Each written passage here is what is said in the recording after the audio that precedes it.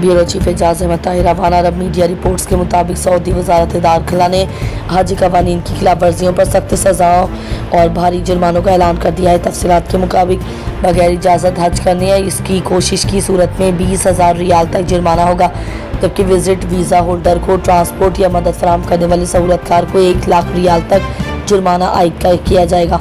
हज सीज़न के दौरान मक्का मुकर्रमा या मुकद्दस मुकामात में विजिट वीज़ा पर दाखिल होने वाले पर 20,000 रियाल और गैर हुज्जाज ज़ायरीन को होटल या निजी घरों में रिहाइश फराहम करने पर 1 लाख रियाल तक जुर्माना किया जाएगा और दौरान हज सहूलतकारों को डिपोर्ट और 10 साल तक सऊदी अरब में दाखिले पर पाबंदी होगी। इसके अलावा सज़ा के खिलाफ 30 दिन के अंदर अंदर अपील और 60 दिन में अदालत में दरख्वास्त दायर की जा सकेगी। ब्यूरो चीफ एजाज अहमद ताहिर अफगान रावलपिंडी तहरीक इंसाफ पंजाब के नायब सदर इंजीनियर इफ्तिखार चौधरी ने कहा है कि सर उठा के जीने की कीमत अदा करना पड़ती है, जबकि सर झुकाकर जीने का मुआवजा मिलता है।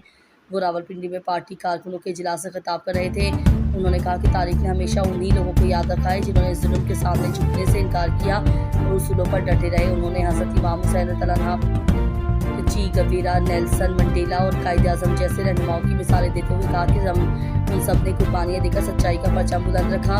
इंजीनियर इफ्तिखार चौधरी ने चेयरमैन तहरीक इंसाफ इमरान खान की जद्दोजहद को भी इसी सिलसिले की कड़ी करार दिया। उनका कहना था कि इमरान खान ने अपनी ज़ात आज़ादी हत्ता की जान को खतरे में डालकर एक उसूली मौक़िफ़ अपनाया।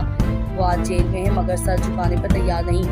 यही कुर्बानियाँ आने वाली नस्लों के लिए मशाल राह है। उन्होंने कहा कि हमें अपने बच्चों को सिखाना होगा कि इज्जत उसूलों पर खड़े होने से मिलती है और सर उठाकर जीने का सिला तारीख देती है।